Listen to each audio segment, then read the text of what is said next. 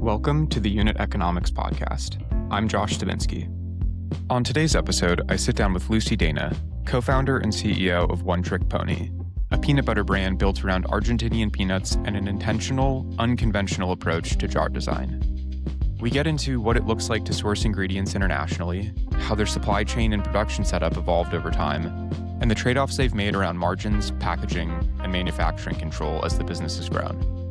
We also talk about distribution strategy, why the company started selling direct-to-consumer before moving into retail, and how product design, not just their differentiated ingredients, ultimately became a key lever for growth. This was a thoughtful, transparent look at what it takes to build a modern food business from scratch, and I learned so much during my conversation with Lucy. As always, I hope you enjoy this one as much as I did.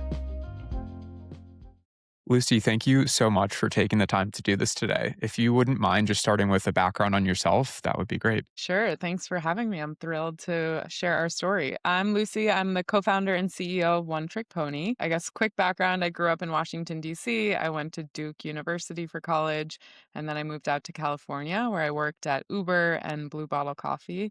And then I started One Trick Pony a few years ago with my brother and my sister-in-law and moved back to D.C. So it's all full circle.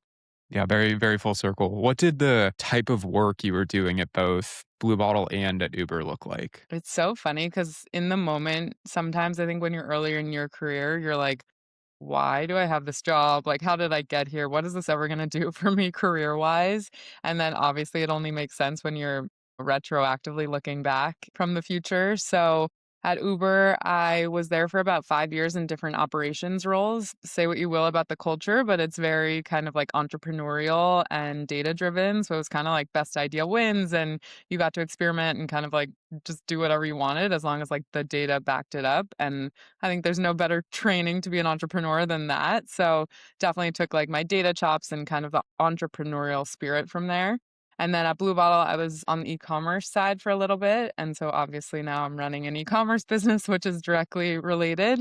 And then I was the chief of staff to our CEO for the last 2 years. So it was almost like CEO in training role as much as you could get that because you're in the board meeting and granted you may be the one taking notes, but you're kind of like picking up on the cues and you were in the prep meeting. So you kind of like learn to do by watching. Yeah, absolutely. Sort of unintentionally the perfect background to starting something Correct. like what Yeah. you're doing Or now.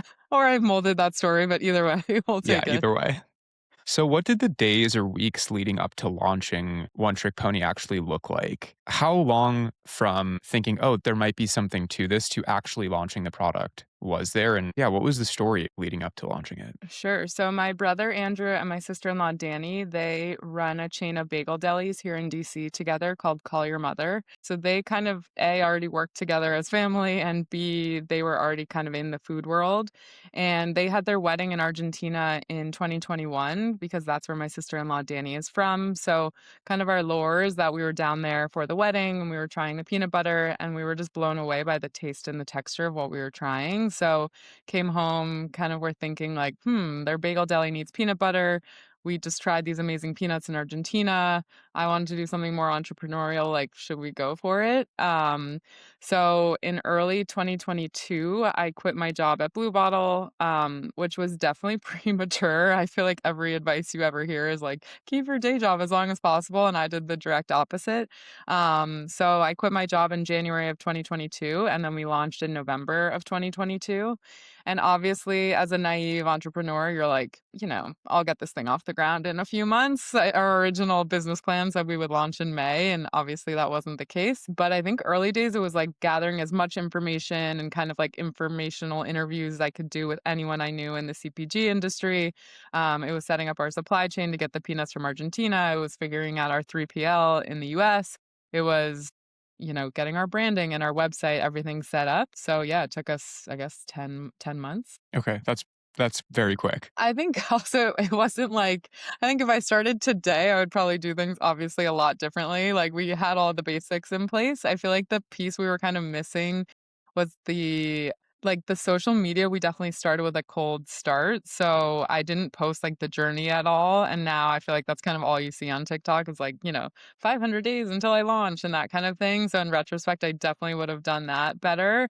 versus, we launched and I was kind of like texting my friends like, okay, website's up. But there definitely wasn't like an audience at the start. What did it look like to get the first batches or batch in hand? And when you're sourcing, are you sourcing peanuts, just raw peanuts, or when you're importing, are you actually importing the peanut butter already manufactured? What does that look like? And what did it look like to find your first suppliers? Like I feel like that just seems like such a daunting thing to have to deal with. Yeah, sourcing something internationally like that. Yeah, so this has definitely changed over the years. To start, we were using a co-man in Argentina, and it had a lot of pros and it also had a lot of cons. On the pro side, we kind of only had to do one thing at first, and it was just like find this one partner because they sourced the peanuts for us. They made the labels, they ground the peanut butter, like they did it all. And Danny's my sister-in-law's sister lives in Argentina, so she was kind of our boots on the ground, having these meetings, going and looking at the facility, so that helped a lot. And Danny's, like, in the food world, so, we had some connections to some co-mans down there. So, originally, we were importing to the US fully jarred peanut butter, which, again, all of the pros I just mentioned. The cons are that it sits on a boat to get to the US for 30 days, so not only are you losing shelf life in that moment, but also you're kind of blind to any issues that will arrive, and it's, like, almost too late to fix them, right? So, I think I've mentioned this, but, like, our first batch lids didn't fit appropriately, and it's like, we didn't know that until it arrived in the US, and then it's, like, too late to fix that, and then we had a few kind of batches show up with, like, water damage from the boat and stuff like that, and it's like you're out of inventory and now this inventory is ruined and it's, now you're just screwed. So now we import the roasted peanuts and then we produce with a co-man in the US. So we have a much tighter kind of grasp on like the production, and if anything goes wrong, it's easy to fix and we're not kind of like sitting in limbo for the 30 days until it arrives. So pros and cons to both, but this is what's working for us now at this stage.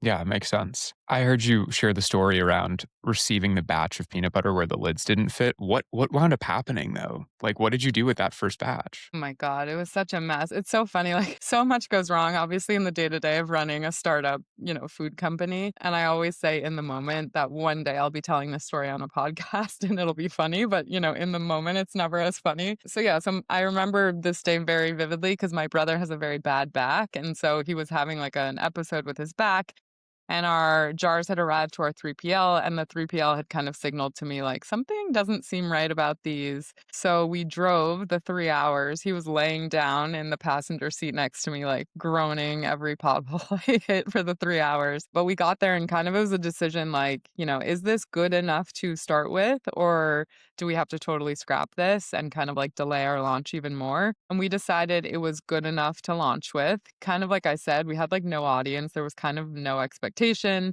And what I've learned about our customers is if you are transparent, people are very forgiving. So we kind of led with it like these lids are not ideal. Here's how you can store them to avoid leakage. If anything got disrupted in transportation, we would replace it.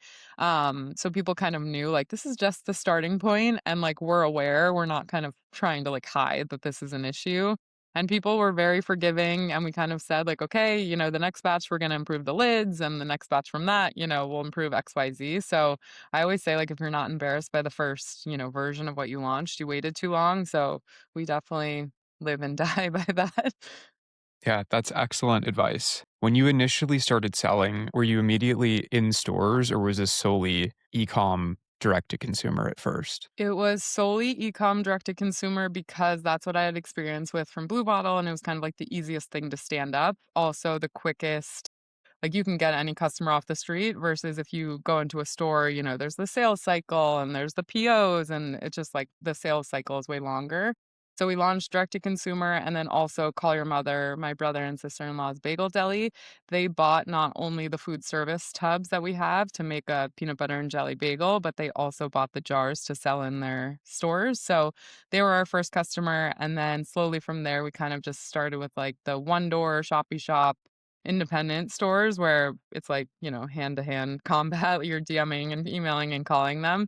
And you can kind of get like a pretty quick on shelf cycle. So that's how we started. So at first, my understanding is the differentiator was essentially just that you were using Argentinian peanuts, which I have to say do taste different. I'm a huge fan of your peanut butter. Like there is a really subtle sweetness to it, but clearly that probably isn't enough of a differentiator to convince somebody like my dad to go out and buy this specific peanut butter instead of whatever, your default peanut butter might be. So at what point along the journey, at what point did you think something needs to change here in order to alter the trajectory of where we're going? Were there any specific moments that sort of catalyzed where you went next? Yes, you are so correct about the differentiator. And I think this was a huge learning for me in the CPG space of like, what your product actually has to have to get off the shelf and to kind of like make a splash in the industry. And again, kind of like what we talked about, everything is obviously clearer in retrospect, but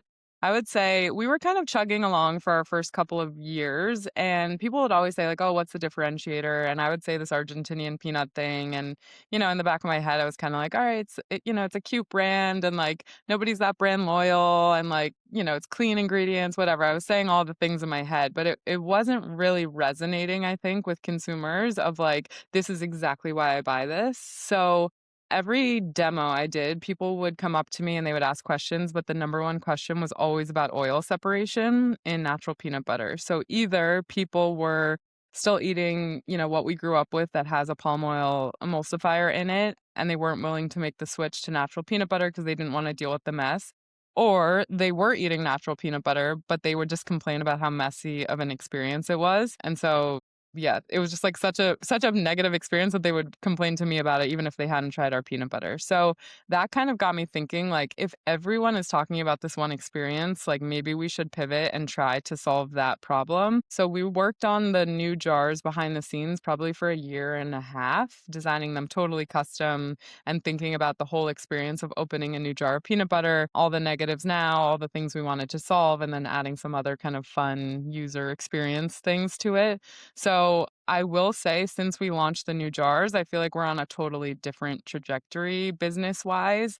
And some of that is obviously there's like numbers on a spreadsheet in terms of revenue and that kind of thing. But there's also just like general momentum you can feel in terms of like people posting about your product, or we're getting retailer inbound now. Things that if I were going to start another business should be definite red flags if you're not getting those things early on. Yeah, I guess long-winded way to say like you definitely need a differentiator. And if you're not seeing kind of like the inbound and the excitement around your product early, I would try to pivot and see like what you could make your differentiator. So now the jars are definitely our differentiator and definitely the reason that people buy for the first time. But our peanut butter has not changed. It's still the same delicious Argentinian peanuts that we stand by. And so I think that's the reason that people buy again and again. So now you get the outside of the jar and the inside of the jar combined for a really delicious, amazing experience. I have so many questions. So before I get into them, can you just explain for listeners what the jar looks like for listeners who might not have actually seen your product in stores? Yeah, sure. So this is a little hard to do just audio only. So if you're listening, go to our website. But the idea is it's a jar that is inverted. So the lid's on the bottom. And the idea is it sits on the grocery shelf with the lid on the bottom. The oil is rising to the top of the jar, which is actually the bottom of the jar when you flip it over and open it for the first time.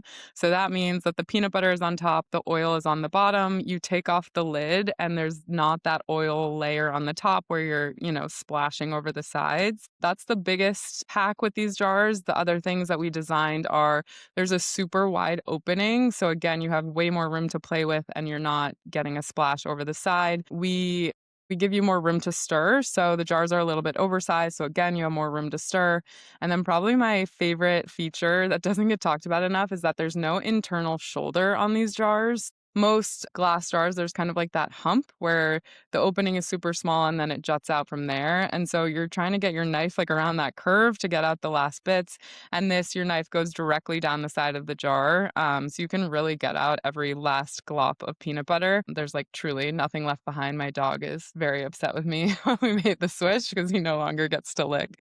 It's a brilliant design. As somebody who eats honestly, probably an unhealthy amount of peanut butter, I can attest to the fact that, like, 1, the peanut butter is excellent, and 2, There's something just so delightful about opening a jar of peanut butter when you're used to eating natural peanut butter, not having to deal with oil, with peanut oil splashing all over your counters and your clothes. And I know for some listeners who are not necessarily as into peanut butter as somebody like, somebody like me is, or somebody like whatever. I know that for listeners who are not as into peanut butter, that might not seem like a huge deal, but for somebody who is, it is.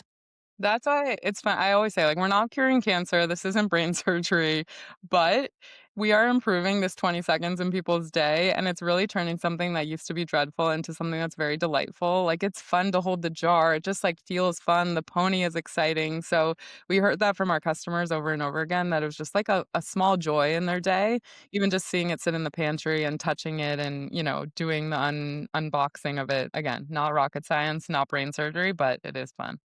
So, what's to stop a big player in the space from copying what you're doing? Have you patented the design? Is there some reason why they wouldn't want to do this? Because to me, if you were to design the peanut butter jar from scratch, this is a better design. So, I'm wondering how defensible the jar itself is, if that's something you're comfortable speaking to. Totally. Yeah, so we're not able to file a patent because it's just a jar that's upside down at the end of the day. We did file a trademark on the jar specifically, is my understanding. My lawyer is probably somewhere like gasping that I'm getting this wrong, but my understanding is that we trademarked like the shape of it and the colors of it. So I think we often look to Grazia as like, a trailblazer in the industry, and we know that they've been knocked off a million times. But I've seen them have like the same exact shape and like green bottle. So I think this would defend against that if someone couldn't make, a pink jar that looks the same as ours and flip it upside down. So we're also not the only brand in the market that flips it. So Nutso also has theirs flipped upside down, but it's just a standard jar. So I do think that having the custom jar helps us. And it's also expensive to make these jars. So I think that's a big reason that a big player wouldn't want to do this, because most inputs in the peanut butter, cost of goods, it's basically just like peanuts, salt, and then whatever stock jar you can get, which is like just a few cents. Ours are now these custom jars, which is almost as expensive as the peanuts we're putting in. So our margins are definitely taking a hit doing this. We just believe, long term, this is the answer, and long term, we can hopefully scale and bring down our cogs. So for now, that's probably why nobody else is doing it, because it's very expensive to do. That makes complete sense. So you introduced the new jar. Did you see the rate of repeat buyers increase as a result? And what did you look to in the numbers that told you, okay, this was the right call. This is working. This is what we need to index on now? It's interesting. I feel like I felt kind of the momentum shift before the numbers actually reflected it. So I was kind of like telling, our investors or people who I was talking to, like, no, no, no, it's changing. And they're like, wait, but the numbers are still kind of the same. And I feel like we finally saw the pop like just a few months ago. So I think a few kind of like hard numbers are our social media followers. I think we were at like 6,000 followers this summer, and now we're almost at 16,000. So it took us 2.5 years to get to 6,000, and we got 10,000 more in less than a year. So I think like from eyeballs, it was definitely like way more engaging. And a few of our videos went totally mega viral with like, 3 million views, which had never happened to us before. On the e-com front, our repeat customer rate is definitely up, as is our new customer rate. So we're getting more people in, and more people are staying. And then inbound from retailers is also a big one. So I felt like before we kind of had to go out and hunt for every category review, and we were kind of like, chasing down the buyers. And not that it's easy now and they're flooding in, but we've gotten like a few big inbound requests, and we're going to hit those shelves this year. So I would say those were the biggest kind of like numbers change that we could see. What does the supply chain for peanuts look like? I'm curious, how resilient is the peanut supply chain? And I'm thinking about other examples like cacao or like mango, which are really finicky, especially because you're sourcing from Argentina. Like, might you face a scenario where like you face like pretty significant supply shocks at some point? It is kind of interesting. Like when you first launch a brand, you kind of like put this flag in the ground and you're like, we only use Argentinian peanuts. And then, the world turns upside down and there's tariffs and all this stuff. And you're like, dang, why did we state that? Like now we have to stick with it, you know? Yeah. Also, have you been impacted by tariffs? That was my follow-up question, so feel free to jump into both of them. Yeah, so I guess the good is that peanuts are a pretty resilient crop. So they're like drought tolerant and they like give back more to the soil than they take. So in that sense, there's no kind of like, crises from like year over year, like trying to figure out if there's enough supply and demand. So from that sense, we're pretty safe on the peanut side. And we are working directly with a supplier in Argentina that works directly with the farm. So I feel like pretty good about our peanut supply right now. Knock on wood. I'm sure tomorrow something crazy will happen. The bigger issue for us is definitely on the tariff front. So we launched these new jars this summer. I'm trying to think of the exact months, but I think the tariffs hit in like April, I want to say. And that's when we exported our first batch of jars out of China to fill. So yeah, we basically launched these new jars with tariffs and we're paying almost 40 cents per jar across the tariffs from Argentina and the tariffs from China right now. So obviously that's a huge hit to our margins. We haven't passed anything through to customers right now. My kind of philosophy is like hopefully it can only go down from here and if it stays where it is, there's other levers we can pull of, moving countries or looking at our manufacturing, but for now it kind of is what it is. And again, like if we can weather this storm, it's kind of only up from here. So that's my mindset for now. But it was a very stressful few months when we're making this big change and then we're dealing with the tariffs and nobody knows what's going on. It was changing every day. So yeah, it teaches you to kind of just like be calm and steady.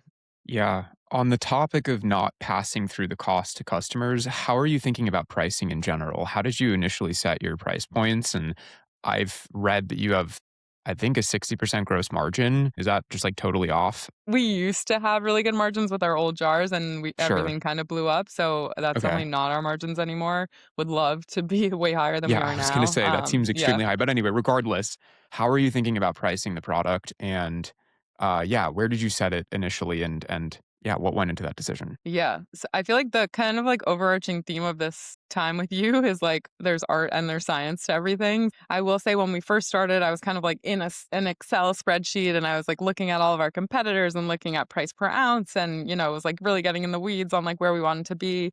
And then I met with this one advisor and he's like, no consumer shops on like a price per ounce basis. Like they go to the store and they just say like, okay, do I like that price and do I like this product? And they just buy it. So you want to be like grounded in the science of it, but there's also like just an art of like, is this crazy? Will people pay this? Does this somewhat cover our needs as a business? So I definitely wanted it to be elevated, but not like absurdly elevated. So Justin's is around 7. Most of the other organic 2 ingredient peanut butter are in the $8, $9 range, and we're $9 on shelf right now. So I think that's kind of as high as I want to go right now. I feel like when you get into double digits, it like changes the mindset. And I want to be accessible. So I don't want this to be a product that only works, in like the most upscale of markets. Like I want this to work for everyone. Eventually I would love to even bring it down, but our cogs have to be in a way different space for that.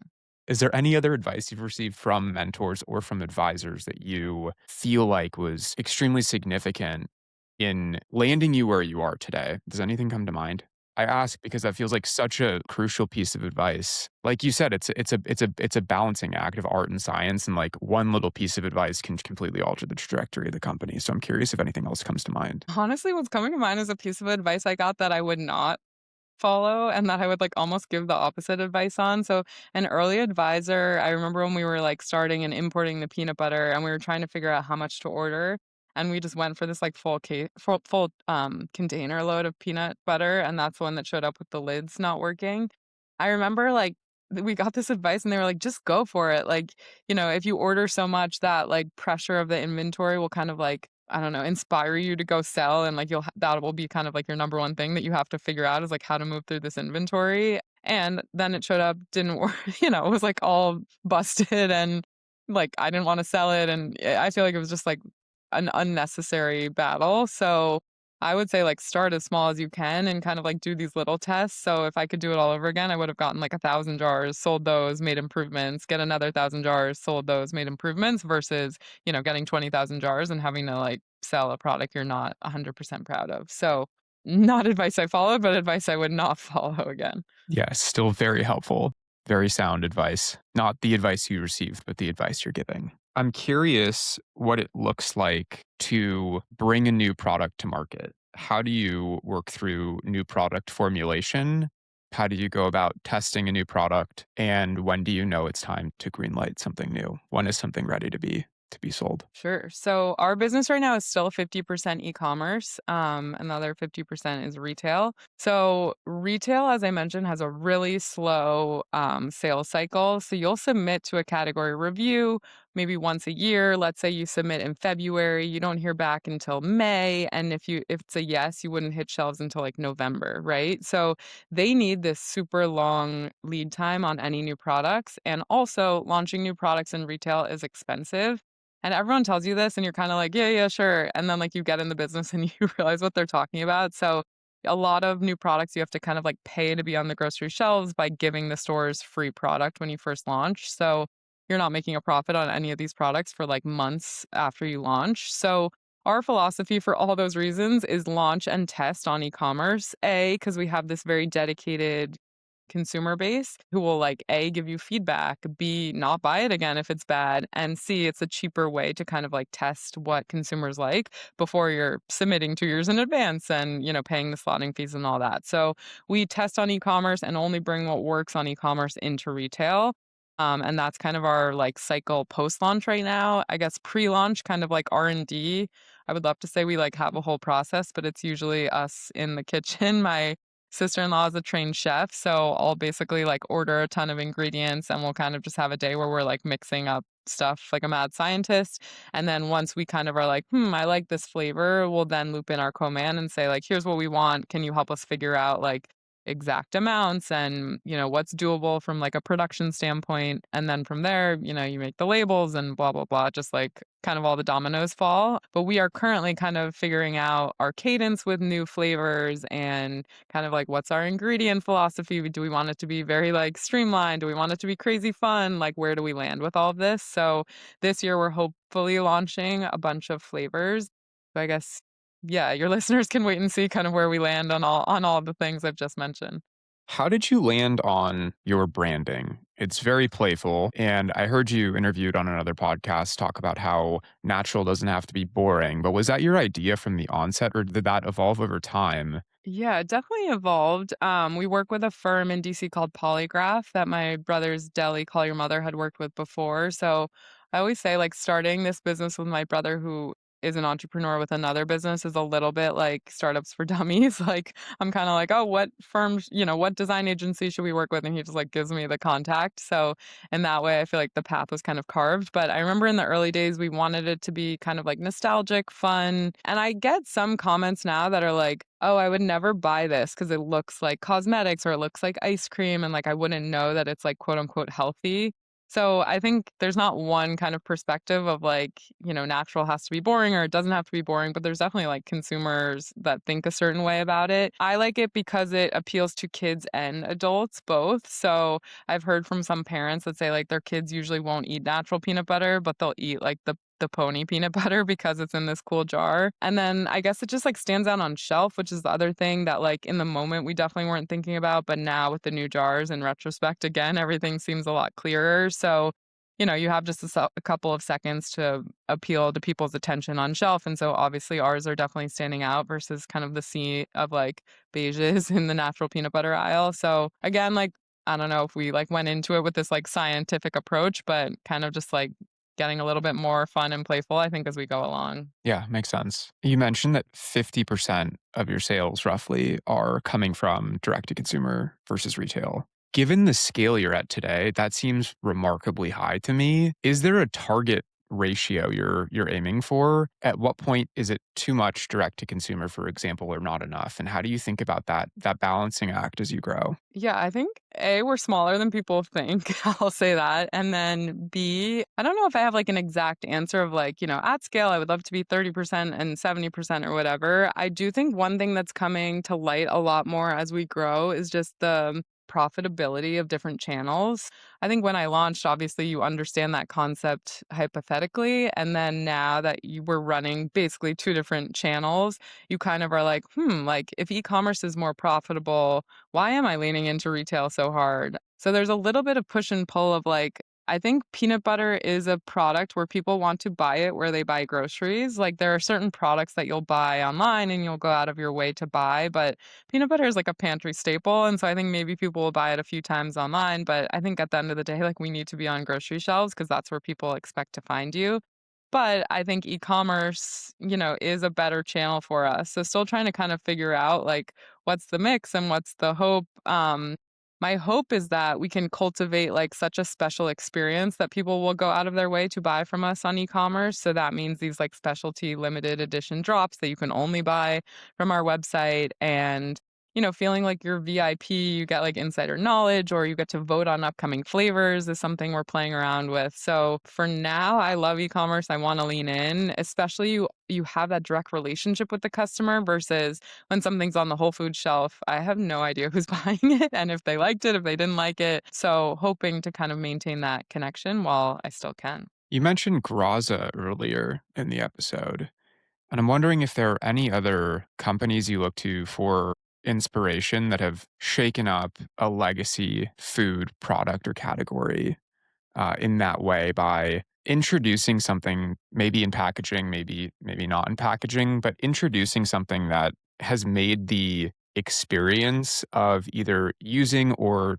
consuming that product more enjoyable. Yeah, I think a couple came to mind immediately. One was Alex, which you just had on. I think the Culture Cup, it's like they thought about the user experience almost from like a day of the week situation. So it's like on Monday night, you're probably not going in for a full pint of ice cream when you're trying to be healthy. So if you can have this single serve, thing that's like made for that experience. So I think they kind of nailed it with like, yeah, the product on the certain day and how you use it. And then, I mean, on our kind of like slide that I usually make about our jars, I also have Liquid Death, which I think they're like obviously such a titan at this point, but it's such a simple idea, like put water into a can, but nobody was doing it. So I think that's kind of what we say is like take a delicious product, put it into the experience and like the packaging that you want. And so I feel like Liquid Death and Graza are probably leading the way on that. And then Alex for like matching the packaging to the use case. Yeah, absolutely. I'm a big fan of all three. What does fundraising looked like? Yeah, we raised money. I mean, we're not profitable. I think it's very hard to be profitable as like an early stage CPG company.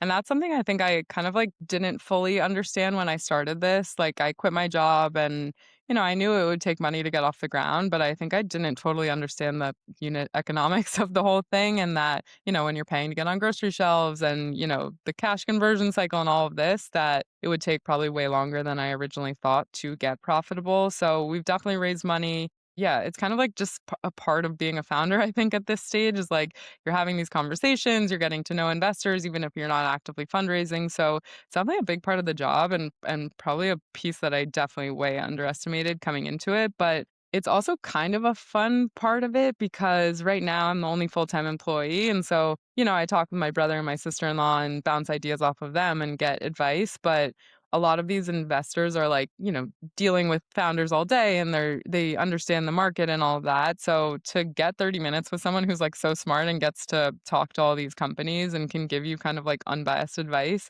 I find super valuable. And it's also almost, I mean, this is like so nerdy and I guess shows you how I was in school, but it's almost like studying for the test. It's like you build this deck, you like practice your pitch, and then you do it and you're getting like immediate feedback. So it's almost like, yeah, like working hard, planning something, and then it's like, did you perform or not, like in the moment? So it's stressful, but it's also fun.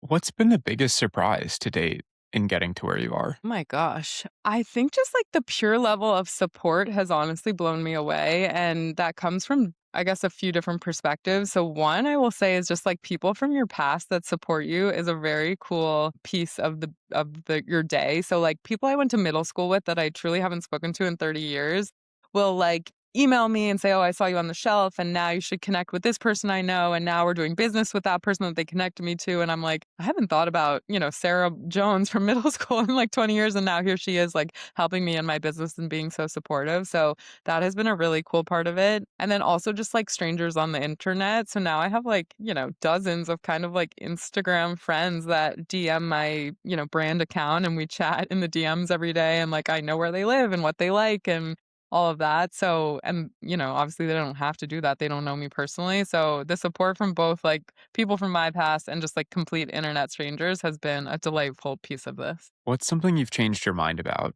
since starting the company? I will say Gen Z. So I'm like squarely a millennial, and I feel like when we launched, everyone's like, pick your target consumer and go after them. So I was kind of like, okay, millennial moms, like they're feeding themselves, they're feeding their family. And that's kind of also who we were targeting from like an influencer standpoint of who we were sending to. So we had millennial mom influencers post about us and I love them. The like sustained boost on our socials or on our website would be like for a day or a week. This fall, we had a few Gen Z influencers post about us, and the sustained bump on our website and our socials was months long. And they almost like created this like vortex where they were kind of just like pulling in more and more and more Gen Z people who were inspired to make their own taste test videos. And it just like created this web that was growing more and more and more. So the bump also lasted longer and longer. So I think I had written off Gen Z as like, oh, they're probably not our target consumer. And now I'm like, we love Gen Z. Let's go, Gen Z. You're on the influencer list. So that's something I've definitely changed my mind about. I guess what have you learned about marketing in general since starting the company? And in what ways has your social strategy changed? You mentioned growing pretty rapidly since launching the new jars. Do you attribute it to this sort of organic growth attributed to Gen Z finding the product and the sort of ripple effect? Or are there any specific tactics that you think contributed to the boost? I think there's a few things I've learned. So, one, I think kind of going way back to the early days of like the lids not fitting, like transparency really is king. I think a lot of people say that, but it's like hard to get on the internet and be like, oh, and we're sold out and we did this wrong and whatever. But if you can kind of like frame it in like a fun way or get people's input on like, what should I do? We're struggling with this thing. I think people really enjoy that. In the early days, I was spending like hours making these recipe videos and it would be like, treacherous to make, and then I would post it and it would get like 4 likes. And now it's like I film for 3 minutes of my day explaining kind of like what's going on with the business, and that is resonating way more. So it's like, okay, I have this recipe video that flopped and took me 5 hours to make, or I have this 3 minute like what's going on state of affairs, and that gets way more likes. So leaning into what's doing well and coming to your socials with like an analytical approach of like, this is not working, kill it, this is working, lean in. And then Allie, who's the CEO of Oat House, they make granola butter. I listened to her once say that you think once you've told a story once, like that information is out there and you don't have to tell that story again. But if you think of like your Instagram feed, you're watching each video for like 3 seconds maybe.